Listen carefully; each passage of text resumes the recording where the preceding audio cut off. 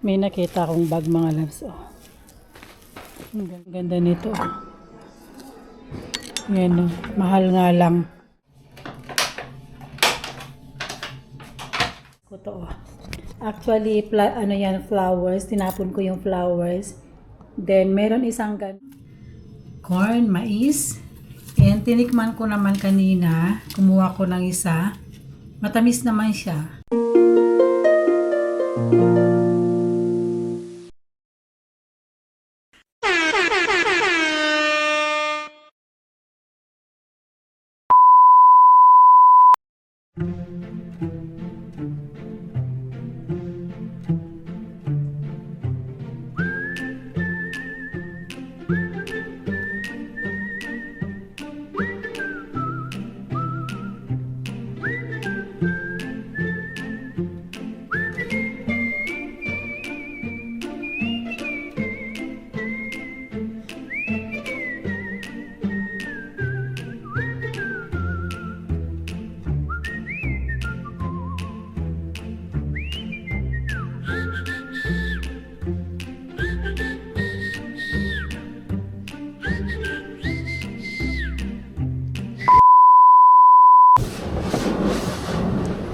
Kamusta kayo, Kapsat?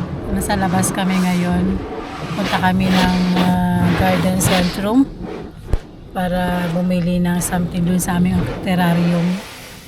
Kanina inayos ko siya. Kaso nga lang yung plants ay umusbong, dumami. Yung pangit tignan. So tinanggal ko siya. So ngayon punta kami ng Garden Centrum para tumingin ng iba na ilalagay. Papakita ko sa inyo mamaya. So nandito ako kami ngayon. At quick wash lang ang car kasi nga mostly yung kotse namin gustong gusto po ng ibon na laging may tae.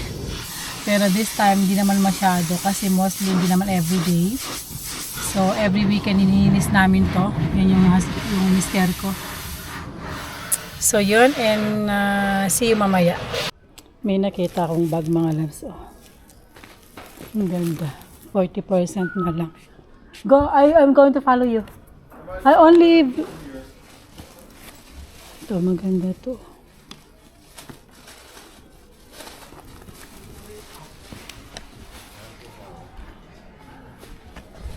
And dito na kami sa, nandito na kami sa Town Centrum. Titignan namin yung plants. Nandun pala siya. Tignan namin yung plants na bibili namin. Kasi nga, mamaya pakita ko sa inyo, explain ko. Hindi ko masyadong ma-explain eh. Charot. So, let's go. Nandun na yung mister ko. Sabi niya, ano na naman yan? Bag na naman yan. Sabi niya. Saan na siya? Saan na yun? Ayun. $4.99 pa lang. Bili ako ng You found it? Ayun. Which one? That one? Hoeveel? Misschien 2? Ja. We moeten wel een paar. Ja, 2 is genoeg. Nou, 2. 2. I don't know. Maybe 2. Yan yung kailangan namin. Para itakip doon Deze sa is beter, soil. is greener. Ja, green. I think 2 is genoeg. Yan. Ja, 2. 2 toch? Veel? No, Ja. because this is it, huh?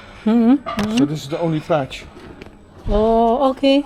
Hoeveel? Hoeveel in stuk? Hier. 5.49. Yeah. So we have one patch. And we can start with 2. Okay, we'll start with 2. So that's it, toch? We don't need no any more. plant. No more. Because it's already full. Yeah, right? it's already full. So ito lang kailangan namin. Yeah, bonsai, yeah? More, yeah? No, hand. We don't have a good hand. No, it's a lot of maintenance. Yeah. Yeah, you need to like cut. Still has soil, right? I want to get this one. But we still have soil. Where? I use it already. Well, why do you need now? No, leave it. No.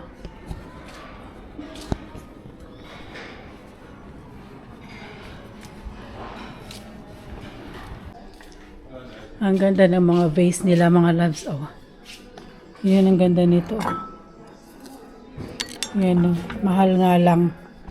Yan, oh, yung mga vase nila. Oh. Ang ganda. Kaso mahal. Ano yun? Sa yung asawa ko. Umalis na. Tinakasan ako. Tinakasan ako. Wasit. Yung mga tulips nila. Ganda. Ayun na siya, oh. Pinakasan ako. Kaloka tong asawa ko, ah. Hindi niya ako pinagsabihan, ah. Ay, nako.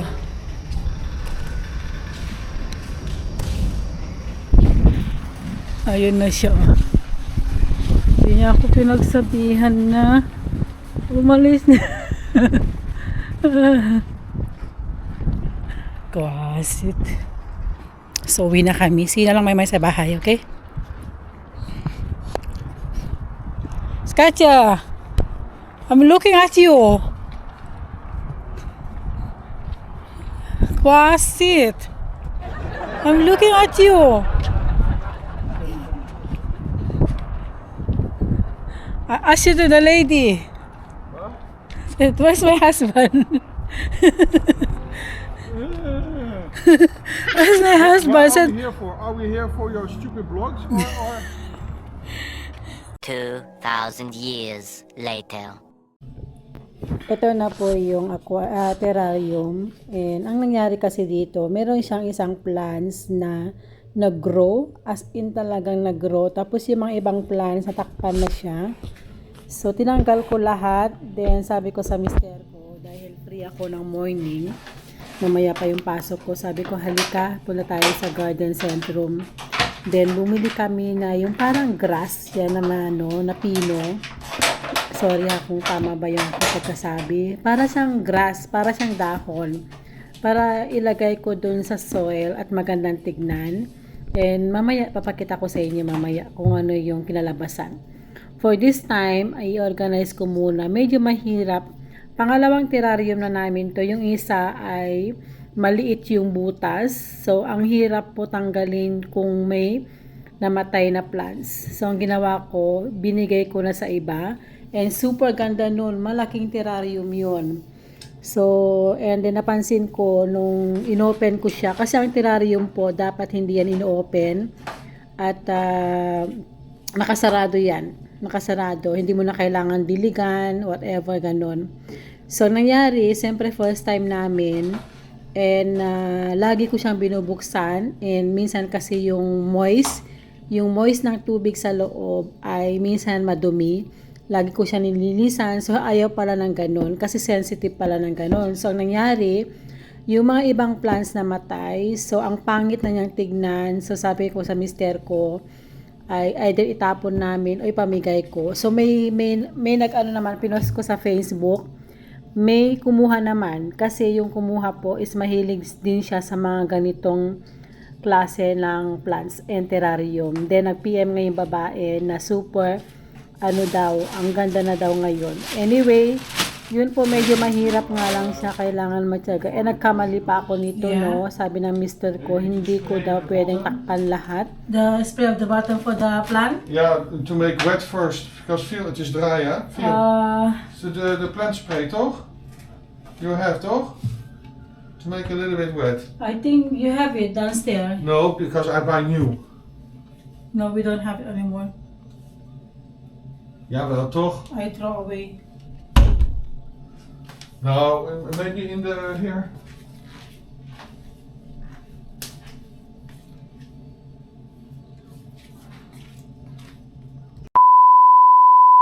So So yan na po mga kabsat yung ginawa ko. Maganda no? And super ganda. Natapos ko na yan. So papasok ako sa trabaho. 1 hour later. Hello! Nasa work tayo. Kanina pa ako dito pagkatapos namin pumunta sa Garden Centrum. Ay dumaretso na ako dito. Hindi naman ako dumaretso. Inayos ko pa yung aking terrarium. Kaso hindi siya masyadong maganda. Ngayon, sabi ng mister ko, uulitin ko mamaya. Papakita ulit ko sa inyo. So, ngayon nasa work ako. And ito, inayos ko to. Actually, flowers. Tinapon ko yung flowers. Then, meron isang ganon, yung kulay pink, na pwede siyang i-dry kahit walang tubig. So, ngayon, ito, super ganda. So, nilagay ko dyan. And nagdilig na din ako ng mga plants sa garden ng aking client. Yan o, diniligan ko na rin yan. Kasi ito yung tuyo dahil actually wala pang ulan. Ilang weeks na walang ulan. Kanina tuwang-tuwa ako dun o.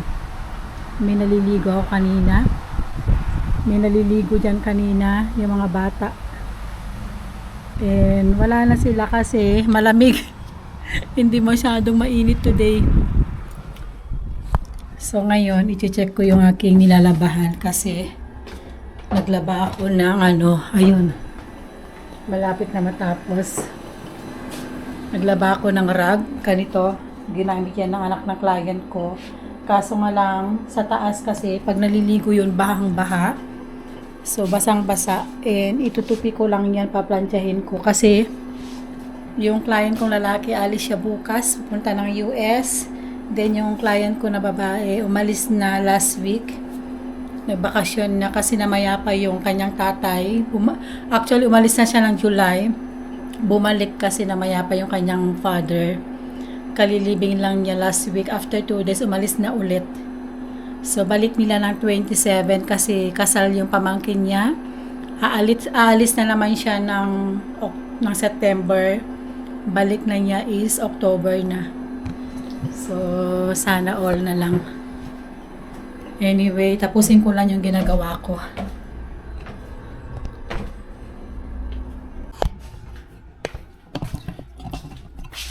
Palansya tayo mga kabsat. Lalagay yung camera natin dito.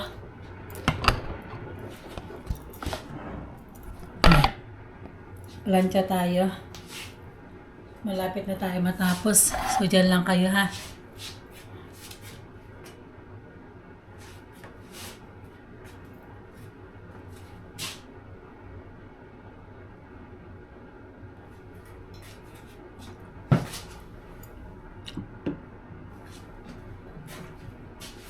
Vlogger yan.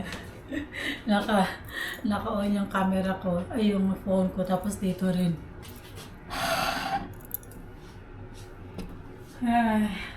So, malansya tayo.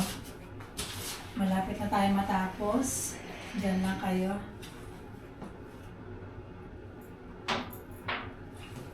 Ilalaban ko lang yung last washing. Then, tapos na tayo. Hindi na tayo ng bahay. Bukas Friday. Free ako bukas. Oops. Itong washing machine minsan nakakatakot. Nabigla ako. Dali lang. Minsan siya tawag nun. Pag nag-i-speed siya maingay ba? So, tapos na tayo maya-maya. Uwi na tayo ng bahay. Bukas Friday ay free ako. Last week nandun ako. So, I think sa 18. Kasi 21 darating na yung client ko na pang Friday. Darating na sila galing Di ba naman itong washing machine? Nakaka-nervyos. So, yun ang ating buhay. Buhay. Kahit wala yung client natin, meron pa rin tayong trabaho, di ba? Kaso nga, wala tayong kita. Babayaran lang tayo sa ano. Babayaran lang tayo sa pagdating niya. Okay lang yun, at least meron tayong ipon.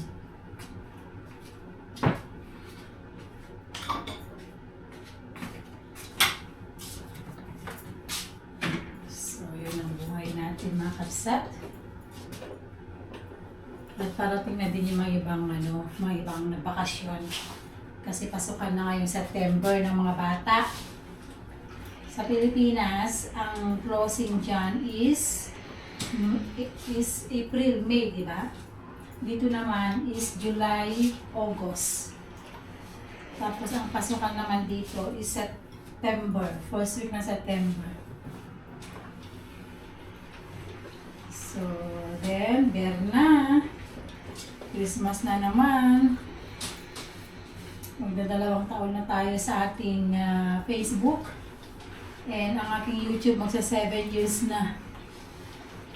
Bilis ng araw. So, tapusin ko muna to. And maraming salamat. God bless. Hello sa inyo. Kanina naglakad ako. And dumaan ako sa grocery store. Bumili ako ng corn, mais. And tinikman ko naman kanina. Kumuha ko ng isa. Matamis naman siya. So, nasa 58 cents ang isa. Ngayon, itry natin. Balatan natin. Kasi na-miss ko magbalat ng ganito. Naalala ko nung ako ay bata. Sa probinsya namin. Grabe, no? Naalala ko yung buhay namin. Super hirap ng buhay. Pupunta kami sa bukid. Magtanim ng mais. Kukuha ng ganito. Tapos, wala kaming tanim, no? Alam nyo, siguro marami nakaka-relate. Alam nyo, pag gabi na, pagtapos na yung hapunan, ako saka yung kapatid ko, pupunta kami sa labas, kukuha kami ng ganito.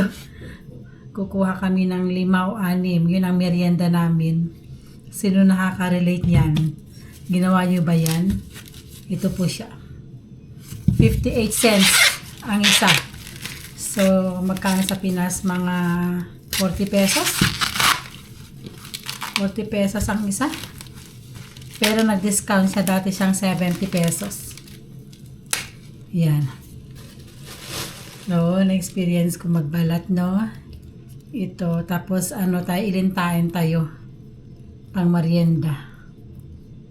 Yan. Yan na siya, oh. Oh. Matamis naman. Tinikman ko. Dito sa Netherlands, season ngayon ng mais, ng corn.